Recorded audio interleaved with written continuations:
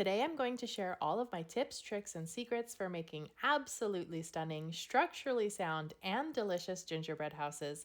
This is one of my favorite holiday traditions. It's super fun to make these, and these tips and tricks make it so easy. You can find this recipe and many more in my holiday baking guide, which is free to download at the link in the description box below.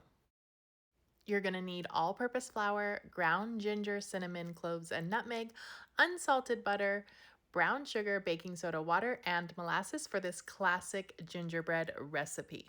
One of the keys to making great gingerbread is making a really stiff dough and keeping it chilled throughout the entire process.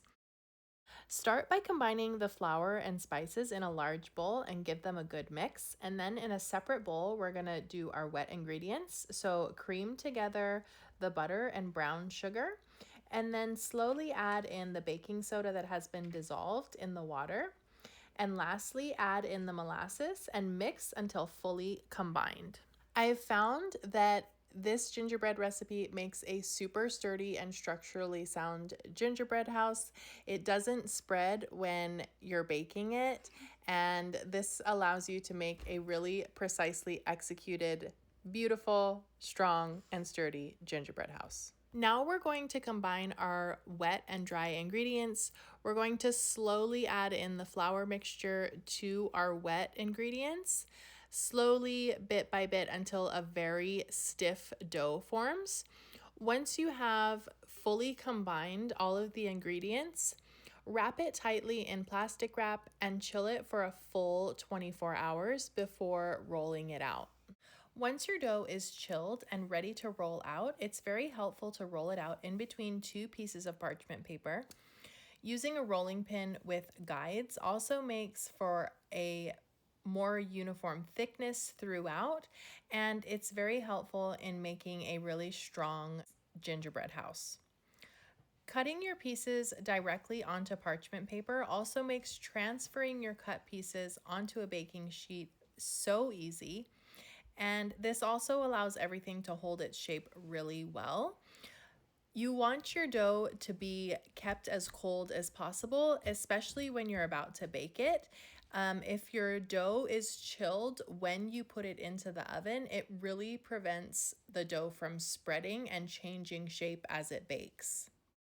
Bake your gingerbread in batches, and you can also re-roll all of the extra dough as you're cutting out the various pieces of your gingerbread house, and you can re-roll the gingerbread over and over again. I find that the quality does not diminish at all. Bake your gingerbread at 375 for 18 to 20 minutes. You really want to give them a good bake, and the final result should be pretty hard, and the edges should be a dark brown. I love using hard candies as windows. You just place them in the spaces of the windows that you've cut and then bake them, and the candy melts and just fills the space and creates this incredible stained glass effect.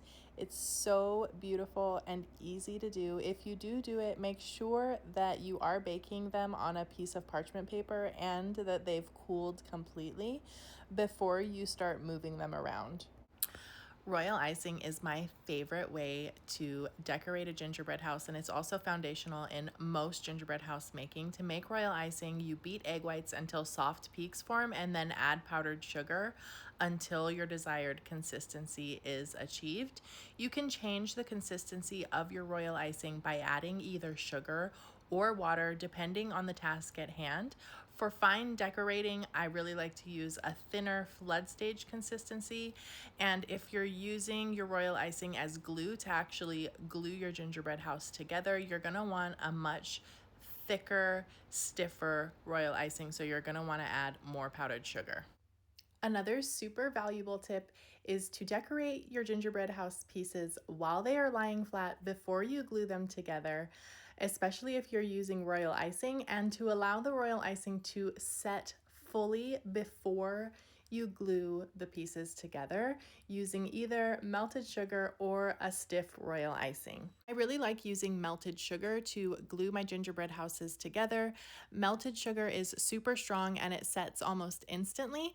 The only downside is that it is very hot and it is very sticky, so you do have to be very careful. And if you're doing this project with kids, using a stiff royal icing might be a better idea. Even though the royal icing does take a little bit longer to set, the final results are both very good.